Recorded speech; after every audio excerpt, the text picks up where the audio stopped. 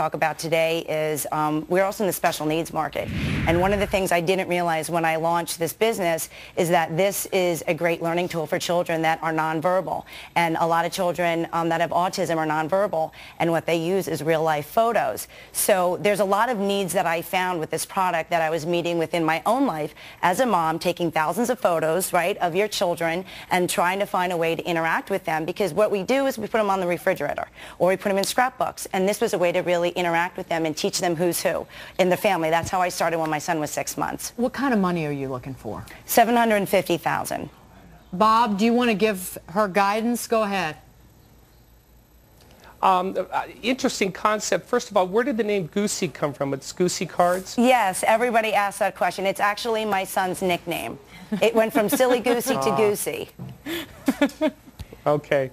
I love your passion. I love what you're presenting. Thank You're you. in a very difficult situation, unfortunately in a difficult environment. The first thing I would do is, I understand you're out of New Jersey? Correct. Okay. New Jersey has some wonderful regional banks that I would talk to.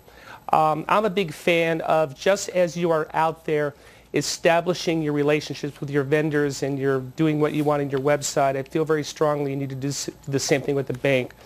There's a couple of very strong regional banks that specialize in small business that I would encourage you to follow up with.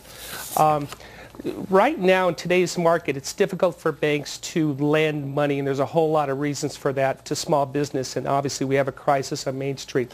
Right. But the Small Business Administration is active in that. The #1 lender in New Jersey is TD Bank, the old Commerce Bank in a merger. B&B Bank is strong, Susquehanna Bank, PNC Bank. You notice I'm mentioning regional banks and not the larger banks, and I think that's where you're going to get more activity.